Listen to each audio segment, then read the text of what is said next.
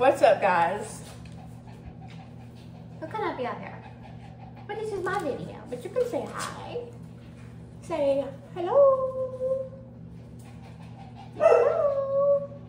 Honey's like, I'll say hello. What is up? Alright, go on. What's up? My name is Emily Ray. If this is your first time here, welcome to my channel. On my channel, I do cleaning videos, home decor videos, lifestyle vlogs, traveling vlogs, a little bit of this and a little bit of that. So if that is something you're interested in seeing, don't forget to subscribe to my channel. And in today's video, I'm going to be talking about this stack of books right here, what I'm reading this year for fall 2022. And I also have one in my car. Let me go grab that one.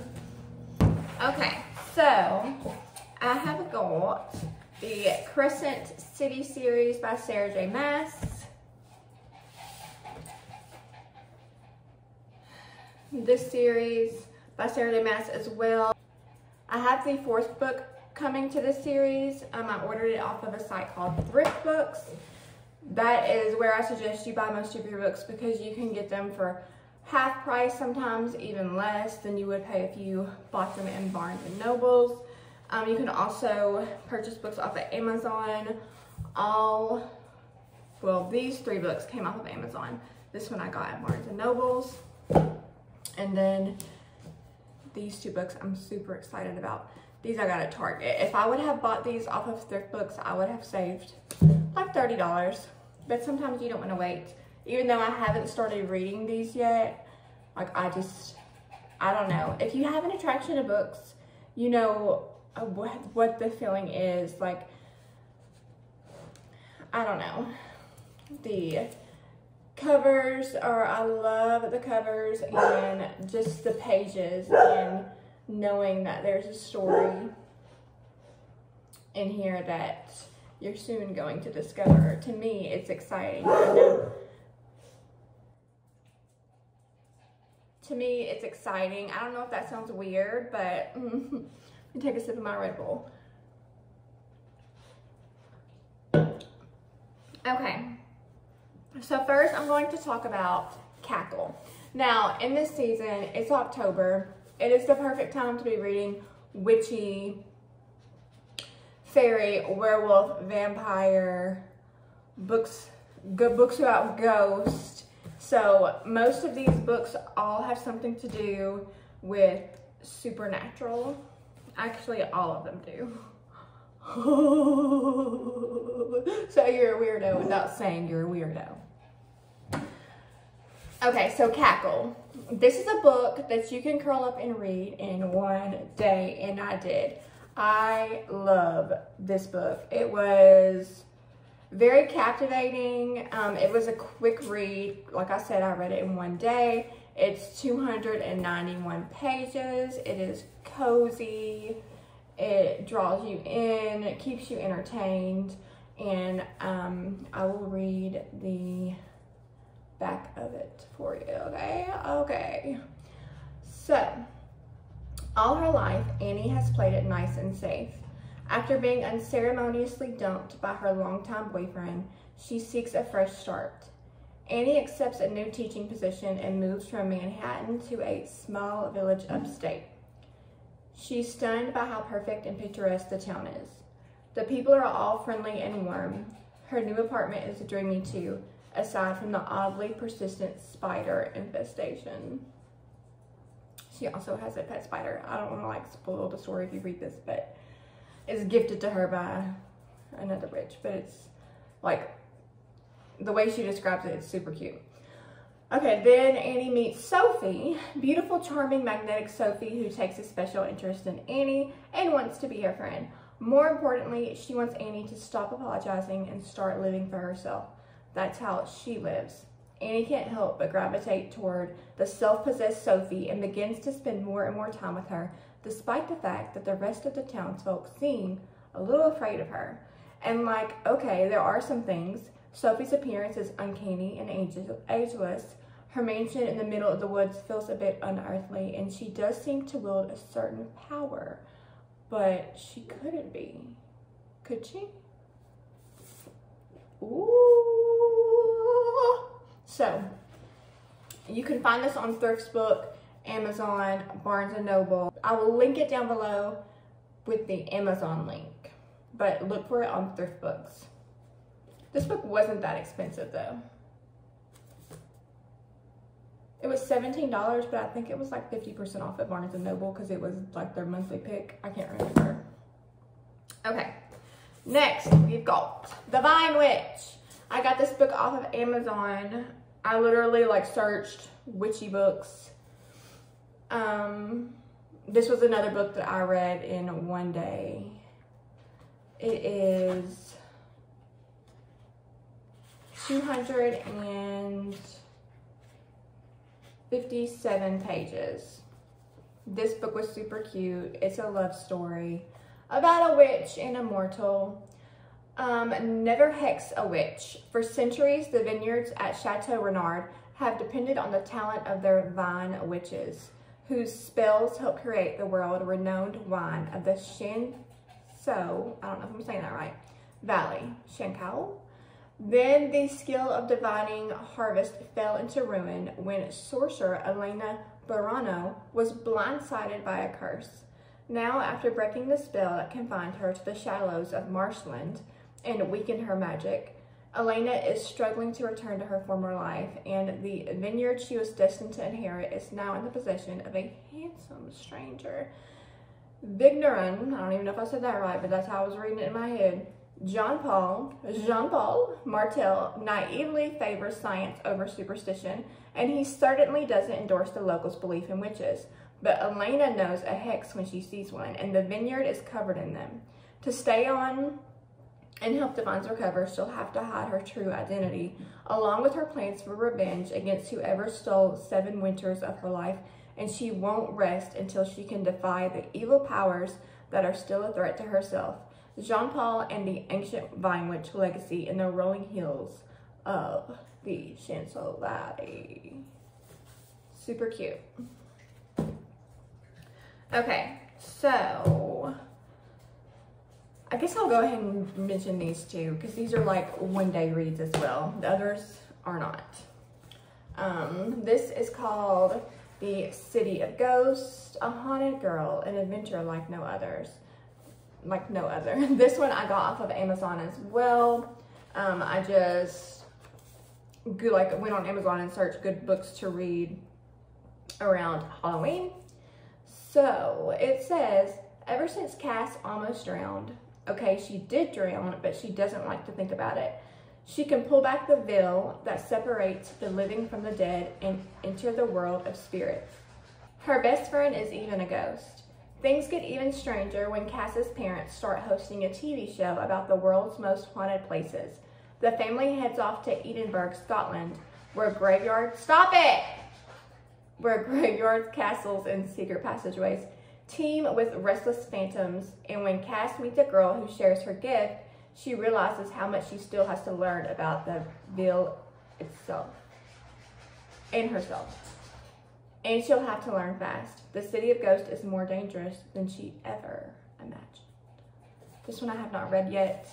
It is 200. Is it 300? Hold it on.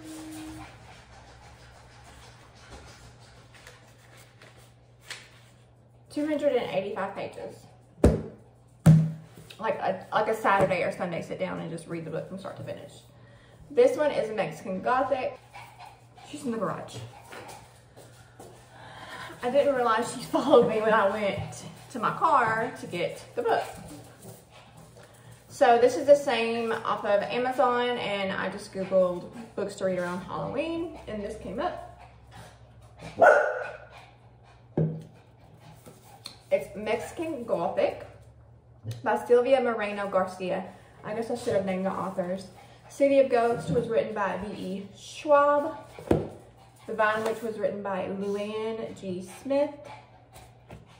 And Cackle is written by Rachel Harrison. So this one is written by Sylvia Moreno Garcia.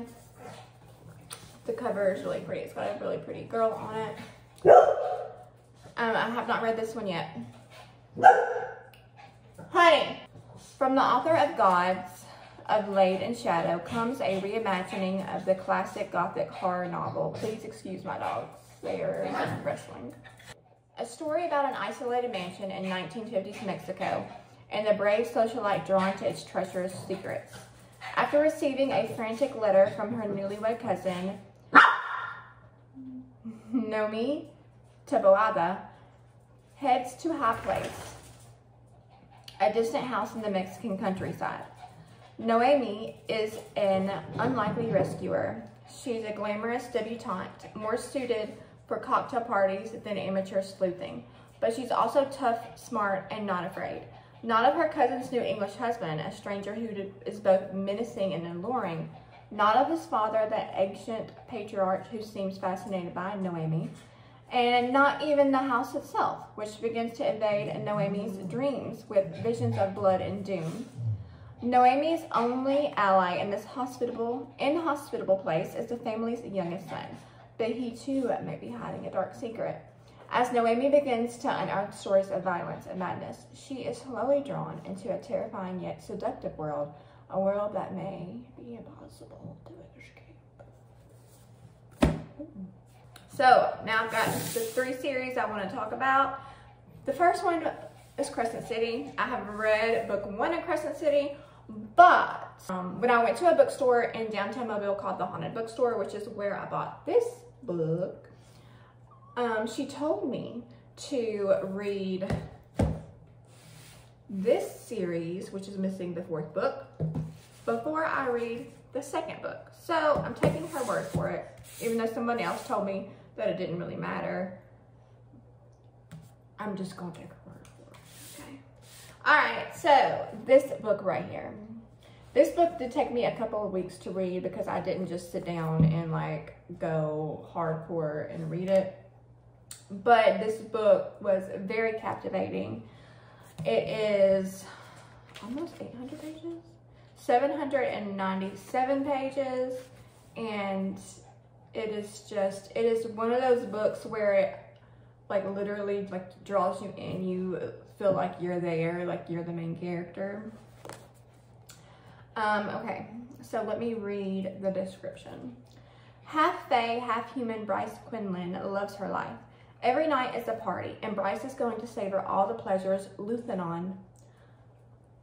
Lunathion, also known as Crescent City, has to offer. But then a brutal murder shakes the very foundations of the city, and Bryce's world comes crashing down. 2 years later, Bryce still haunts the city's most notorious nightclubs, seeking only oblivion now, trying to put the past behind her. When the murderer attacks again, and an infamous fallen angel, Hunt Athalar, Hunt, is assigned to watch her every footstep, Bryce knows she can't forget any longer. As Bryce and Hunt fight to unravel the mystery, the threads they tug ripple through the underbelly of the city, across warring continents, and down to the deepest levels of hell, where things that have been sleeping for millennia are beginning to stir. Get this book. Get this book, which is going to make me want to read this book. I have not read the 2nd one yet, but I'm going to. This one, okay, so this is the first Crescent City book, House of Earth and Blood by Sarah J. Maas. And this is the 2nd Crescent City book. And there's only 2 in this series so far. This one is House of Sky and Breath. Oh, he's handsome. Hello. Okay, let me read the description. Bryce Quinlan and Hunt Athalar are trying to get back to normal. They may have saved Crescent City, but with so much upheaval in their lives lately, they mostly want a chance to relax, slow down, and figure out what the future holds. The Asteri have kept their word so far, leaving Bryce and Hunt alone, but with the rebels chipping away at the Asteri's power, the threat the rulers pose is growing. As Bryce, Hunt, and their friends get pulled into the rebels' plans, the choice becomes clear. Stay silent for what's right. Stay silent while others are oppressed, or fight for what's right. And they've never been good at staying silent. In this sexy, action-packed sequel to the #1 New York Times bestseller, House of Earth and Blood, Sarah J. Maas weaves a captivating story of a world about to explode and the people who will do anything to save it. So, this one has Bryce on the cover, and then this one has Hunt. Hunt is an archangel. Hello. So stinky. Okay, so let's talk about this other series by Sarah J. Maas. I am currently reading this book right now. I'm only on like page 30. This one is A Court of Thorns and Roses. The description reads, when 19-year-old huntress I think it's Feyre. How did they say you pronounce her name? Yeah, Feyre.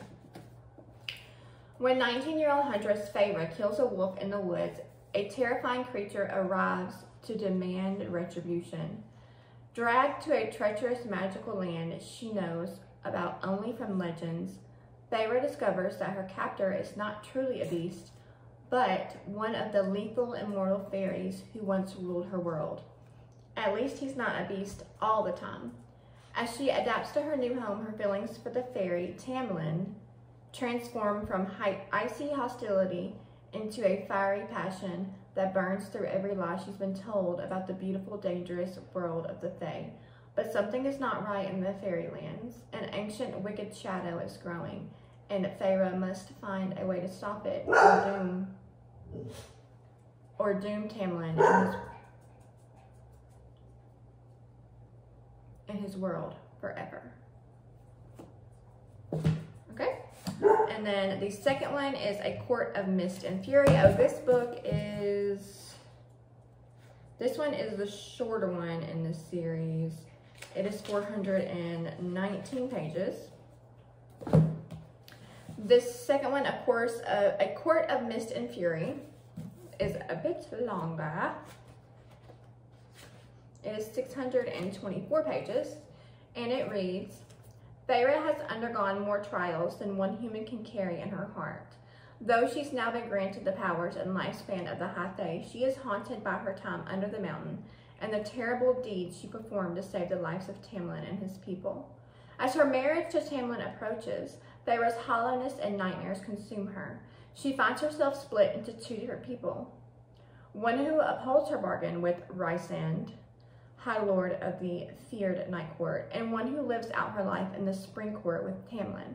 While Feyre navigates a dark web of politics, passion, and dazzling power, a greater evil looms. She might just be the key to stopping it, but only if she can harness her heal her fractured soul, her harrowing gifts, and heal her fractured soul, and decide how she wishes to shape her future and the future of a world in turmoil. All right, book 3, A Court of Wings in Ruin. Now, this is the hardcover, and this is the paperback. The hardcover looks more similar to these, like it's just like a solid color book, but because this is the hardcover, you get a little bit of extra. This was gifted to me by a friend from work. She found it at a resale bookshop in Mobile called Ollie's, or it's just a resale shop, and it had books. She got this book for $1.99, okay? Do y'all know how much I paid for these? This one, okay. This one was $18. I bought this one at the Haunted Bookstore when I bought House of Sky and Breath. And then this one was $18 as well. This big baby, $28. $1.99. Okay, it reads, Feyre has returned to the Spring Court, determined to gather information on Tamlin's maneuvering and the invading king threatening to bring Prythian to its knees. But today she must play a deadly game of deceit, and one slip may spell doom not only for Feyre, but for her world as well. As war bears down upon them all, Feyre must decide who to trust amongst the dazzling and lethal High Lords, and hunts for allies in unexpected places. In this thrilling third book of the Court of Thorns and Roses series by #1 New York Times bestseller author Sarah J. Maas, the earth will be painted red as mighty armies grapple for power over the one thing that could destroy them all. Okay. And there's also a fourth book in that, which I don't have, so I'm not going to read the description. I don't have it yet. I ordered it off of Thrift's book yesterday with 2 other books. These 2 books I am super excited about. I got them at Target. Oh, this one, the third book in the Court of Thorn and Roses, is 699 pages. Okay, so the first one is Crave, and the second one is Crush. I believe I got that right. Crave by Tracy Wolff. I want to say these are more like spicy, if you're into that sort of thing. My whole world changed when I stepped inside the academy. Nothing is right about this place or the other students in it. Here I am, a mere mortal among gods or monsters. I still can't decide which of these warring factions I belong to, if I belong at all. I only know the one thing that unites them is their hatred of me. Then there's Jackson Vega, a vampire with deadly secrets who hasn't felt anything for 100 years. But there's something about him that calls to me. Something broken in him that somehow fits with what's broken in me, which could spell death for us all. Because Jackson walled himself off for a reason. And now someone wants to wake a sleeping monster, and I'm wondering if I was brought here intentionally as the bait. Spicy. All right, and the last book that I'm going to talk about is Crush, which is the sequel to that book, Crave, by Tracy Wolff. And it reads, everything feels off, especially me. I've returned to Katmere Academy, but I'm haunted by fragments of days I have no recollection of living and struggling to understand who or what I really am. Just when I start to feel safe again, Hudson is back with a vengeance. He insists there are secrets I don't know about, threatening to drive a wedge between Jackson and me forever, but far worse enemies are at our doorstep. The circle is caught in a power play, and the vampire court is trying to drag me out of my world and into theirs. The only thing Hudson and Jackson agree on is that leaving Katmere would mean certain death for me. And not only am I fighting for my life, but now everyone else's is at stake. Unless we can defeat an unspeakable evil, all I know is that saving the people I love is going to require sacrifice. Maybe more than I'm able to give. Juicy. Okay. So, I'm taking this book with me. I'm about to take my mom to a doctor's appointment, so I'm going to sit in my car and read. Okay, so these are all the books that I'm reading this season, and I've got 3 more books coming in the mail. They probably won't be here for a couple more weeks, so when they do come in, I will show them to you, talk about them, and hopefully by that point I will have read the majority of these books. I'm finishing the 4th of them right now. Crave is, let me tell you how many pages is in Crave. 684 pages. No, that's Crush. 684 pages, and Crave is going to be